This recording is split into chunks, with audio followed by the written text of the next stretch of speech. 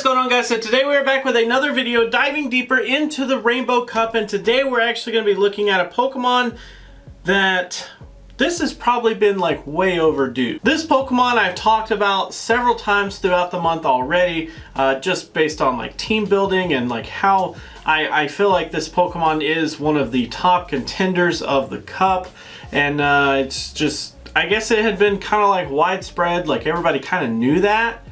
Maybe because we all knew that, we didn't really need a deep dive on it, but hey, here we are today talking about Venusaur, who is a grass and poison type Pokemon, maxing out at level 40 with 15s across the board at 2720. Now with a 0 on attack, 14 defense, and 11 stamina at level 21 there, you do hit that 1498, which is great, meaning we can play in this great league.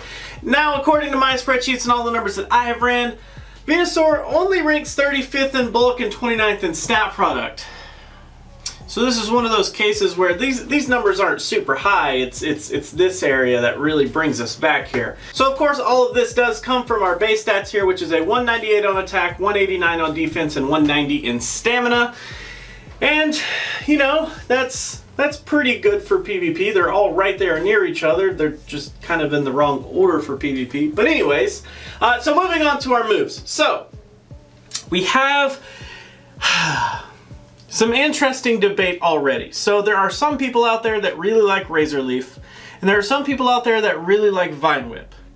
And we'll get into that when I tell you about the one move that I didn't write on the board. So the one move that we didn't actually write up here is actually going to be Solar Beam.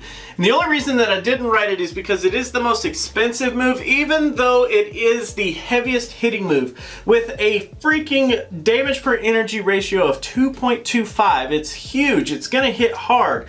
But it is also the slowest move that we have, which really means that it's going to be kind of just meh. It's going to take a while to get to, especially if you're using Razor Leaf. So if you were using Razor Leaf, that would be 40 turns or 20 full seconds. So holy cow, is that a long time. Now if you're using Vine Whip, of course it'll be 20 turns or 10 seconds, so it does actually cut that in half. But even then, I definitely feel like, even comparing it to Petal Blizzard, I think Petal Blizzard is the poor man's Frenzy Plant in a lot of ways. I think it'll perform a lot better than Solar Beam. Even though it doesn't do quite the same as Frenzy Plant, it's a lot better in terms of Solar Beam versus Petal Blizzard. So I definitely think that Petal Blizzard would be a better option than Solar Beam, which is why we're talking less about Solar Beam today than we just have.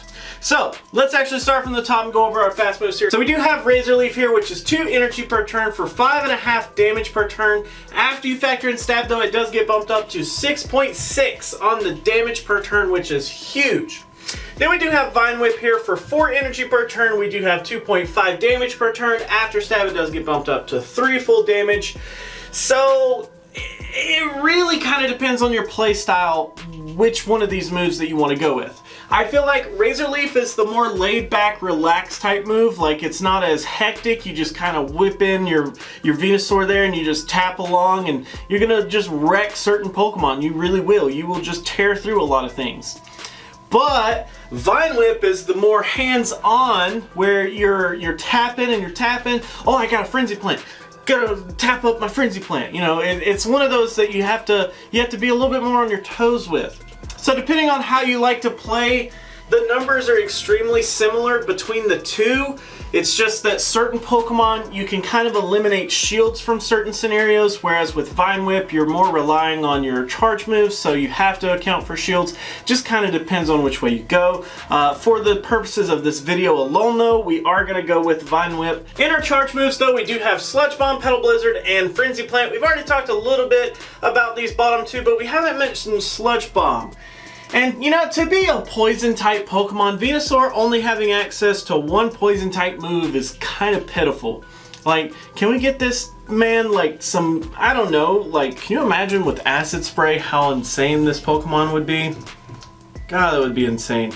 Can we just get like some Poison Jab? That would be really cool if we knew Poison Jab. Having a poison type fast move, I think, would be a really cool addition for Venusaur. But anyways, so Sludge Bomb is our only poison type move, which I definitely feel like we need to run a poison type move for Venusaur, as it does help us up against the other grass types, and it just actually helps us with a ton of neutral damage out there as well. So I definitely think that Sludge Bomb is a must. With 50 energy per turn for 80 damage per turn, that makes it a 1.6 on the damage per energy ratio, nothing too insane there. After stab, it does get bumped up to 96 on the damage for a 1.9. I did have to round a little bit here, it actually is a 1.92, which is, I mean, that's very respectable. After stab, that's not a bad move whatsoever. Then we do have Petal Blizzard here for 65 energy, we get 110 damage at a 1.7 damage per energy ratio. After you factor in stab, it does get bumped up to that 132, which makes it a full 2.0 on the damage per energy ratio. That is pretty freaking sweet to see. Then we do have Frenzy Plant here for 45 energy. We get a whopping 100 damage at a 2.2 on the damage per energy ratio. After you do factor in stab, it does get bumped up to 120 for a 2.7 on the damage per energy ratio, which is mind-blowing. That's crazy. So, between Petal Blizzard and Frenzy Plant, we do kind of have this weird situation where Frenzy Plant is, of course, better. But if we didn't have Frenzy Plant, I think Petal Blizzard would kind of be your next best bet. Or, if you had a little bit of moolah, you could go for an Ivysaur, or possibly even ditch the whole Bulbasaur line altogether. Maybe go with something like Victory Bell, which we've talked about. Something like that. It's just a little different. It's whatever you guys want to do. If you don't have Frenzy Plant, Venusaur is not as enticing to run, although it does have that like scare factor because everybody's going to be expecting it, so there's that. So for the purposes of the rest of this video, we are going to go, like I said, with Vine Whip here, and then we're going to have Sludge Bomb for our poison, and of course we are going to run Frenzy Plant just because it is the best possible move to have. Now when we get into our shields here, we actually are going to start with a 0 versus 0 shield situation, where it's kind of like a closing type situation, if you will. 66.3%. That's pretty freaking sweet. That's like I've said before, if you'd like to think about each typing being 20% of the cup, 66% is roughly 3 typings worth of Pokemon. That's pretty insane. Our next shield scenario is the 2 versus 0, which is where I have 2 shields, my opponent doesn't have any shields. We actually end up winning 91.3%. But I'm actually not too concerned about that. I want to know if I have complete shield advantage, which Pokemon still end up beating me. There are 5 Pokemon that show up in this list here. Scizor, Fortress, Moltres, Butterfree, and Venomoth. So Scizor and Fortress make a little bit of sense because we do carry a grass typing and are going to be weak to bug. Moltres does make sense considering that we are going to be weak to fire because we have that grass typing. And then Butterfree and Venomoth are confusion users, and because we carry that poison typing, they do have that confusion move, which yeah, tears through us pretty good. Our next shield scenario is the 0 versus 2, which is where I don't have any shields this time. My opponent actually has both shields. We only actually end up winning 9.8% of these. But those are actually the ones that I'm really concerned about. So actually in that list, there's not too many things that are kind of relevant here. Like the most relevant Pokemon in this list is Bayleaf. It's like Kingler, Krabby, and then there was, what? Bayleaf, and there was one more grass type, I can't remember off the top of my head, but literally like nothing super meta relevant. So I guess it's something, but not really much. Lastly, we do have our 2 versus 2, which is where I have both shields, my opponent has both shields, a opening type situation, if you will. 47.8%, which is again pretty nice, but what that actually tells us is that 66.3 versus that 47.8 actually means that we do prefer to close with Venusaur rather than open. Statistically, we're gonna win more matches without any shields in play whatsoever than we would when everybody has all their shields. So take that for what you will. Next, we're actually gonna go over some matchups, and we're actually just gonna put our Venusaur up against the top freaking meta Pokemon that PvPoke has listed here. If you've seen any deep dives before, you know how this goes. I'm not going to spend too much time explaining it like I usually do. You can see here that we do have our Vine Whip, we do have Frenzy Plant and Sludge Bomb, we do have 1 shield on both sides here, so let's go ahead and get into that. Once we hit battle, you can see we have 11 wins, 9 losses, and a draw. Okay, so the draw first makes a lot of sense. It's up against ourselves. No big deal there. Now our wins though, we do have the Azumarill, Quagsire, Blastoise, and Lantern. Those all make a good bit of sense because they all do have a weakness to the grass. Then we have Meganium and Victory Bell. Remember that we do carry that Sludge Bomb, which is going to be super effective up against the grass types, so there again, that makes some sense. Raichu, okay, probably going to be some neutral damage being thrown at them while we're receiving some resisted damage. Macargo, which is very interesting considering that Macargo should be actually doing some pretty good damage as a fire type, but with that rock throw, he's not able to get through as much super effective damage as he could if he ran Ember, but we do count that as a win. Then we do have this Ivysaur here. This is the one that I have a problem with because for some reason, PvPoke has Razor Leaf on Ivysaur. Why in the world would I ever run Razor Leaf? Vine Whip is the way to go.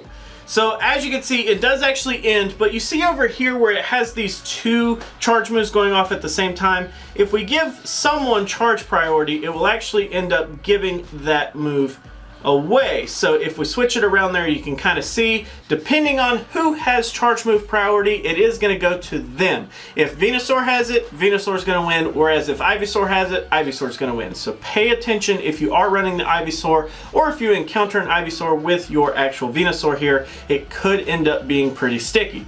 Next we do have the Kingdra and the Lapras, which both of those are okay. Kingdra's actually not going to take super effective damage, but it is going to be taking a lot of neutral damage. Lapras will start taking some super effective damage though. Then we skip over ourselves for that tie, and now we get into some losses. So Mantine, yeah, those wing attacks are going to be pretty strong. Ninetales, fire type, okay. Fortress and Beedrill, okay, yeah, that one's pretty self-explanatory. Fortress with a ton of bug type moves.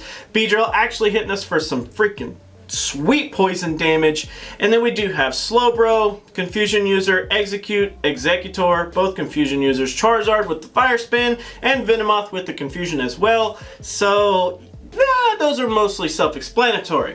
But I'd say with 11 wins, that's pretty strong. That's a really strong showing. I don't think Venusaur is anything to laugh at. I don't think that you should definitely sleep on it. Definitely make sure you have a counter to Venusaur inside your team somewhere because he's gonna be prevalent and people are gonna be running him. So now let's actually talk about some countering with Venusaur. Basically in this section, if we're in the green, that means we want to be targeting that typing with our Venusaur. Whereas if we're in the red, that may be something that we want to be looking out for, or possibly even bring to the table if we're worried about Venusaur.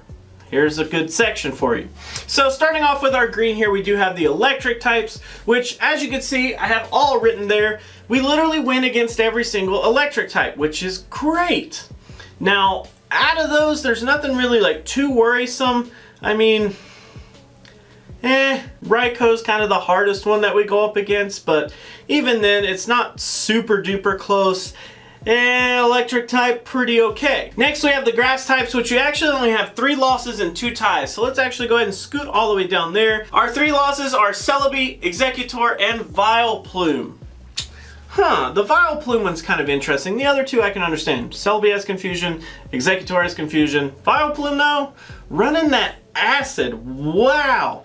If it's actually using acid, it can actually end up beating us, which is pretty interesting. I don't see too much talk about the acid variant there, but if people are running Razor Leaf, we don't really have a problem with them. So I guess depending on which moveset you choose for a Vileplume, it could be problematic, but you know, okay. And then you do see our tie up against ourselves, of course, and Ivysaur, which we've already talked about. So the grass type, I would say that's a pretty okay matchup. Next we actually run into the water typings, and the water typing is a pretty big landslide. So we actually only have 4 losses and 1 tie. So let's go ahead and scoot all the way down here to the bottom. So our 4 losses are Mantine, which we've already talked about, Slowpoke, Slowbro, and Slowking. Okay, those make a lot of sense considering that they all do carry that confusion move. They can tear through us pretty hard there. And our 1 tie is actually up against Golduck. Interesting. Not too many people talk about Golduck. Let's actually take a look really fast. So it does actually have confusion. That's really interesting. Then it has Ice Beam and Psychic. Okay, so it's roughly the same as a Slowbro, except with the stat spread there, it actually ends up doing worse than Slowbro, so I definitely think that Slowbro would be the way to go. But if you don't have one, possibly Golduck.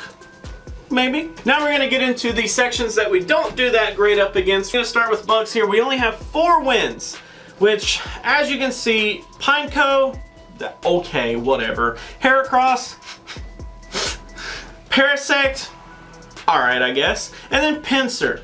Okay, not really anything super relevant there, but once we get into our losses, you can see the Fortress is a loss, Scyther is a loss, Butterfree and Venomoth. You know what? I'm seeing a lot of Scyther movement here in these last few days. I really am thinking of just running some kind of like super like crazy off meta team just because I can. Last but not least, we do have the fire types, and as you can see, we have written up here 3 wins and 4 ties. Interesting. This should be kind of a landslide up against us, but we actually do decent here. So Magcargo, okay, we've talked about. Rapidash, not too many people talking about Rapidash there. Magby, don't even worry. We do actually end up tying against Entei. Alright, I can see somebody trying to be cheeky and running, you know, a couple of the legendaries there. Growlithe, probably not anybody going to be running that. And then Magmar, that could be interesting, but nobody's really talking about it. And then Ponytail. Outside of the ties and our couple of wins there, all of the actual relevant Pokemon start to show up here. So Typhlosion, Charizard, Ninetales, Arcanine, Houndoom, all those start to show up there. Pretty big, pretty heavy, and it kind of makes the fire type pretty hard to go up against. So that is actually going to be it for today, guys. Thank you so much for hanging out. Thanks so much for watching. Always remember that if you have a deep dive idea, please drop it down below. I do have to seriously stress, if you look right here, you can see Slowbro is next. But what do you see underneath Slowbro? We have Suicune. Seriously, if we don't vote for anything other than Suicune, that means the last deep dive that we'll do this month will be a Suicune. That deep dive will come out on Monday. Okay, so that's actually going to be it for today, guys. Thank you so much for hanging out. Thank you so much for watching. Always remember that if you have a deep dive, I already said that. Always remember that if you like to like videos, you can do that, but if you don't, you can be that guy. Otherwise, let me know what you have to say down in those comments below, and until our next video, I will catch you then.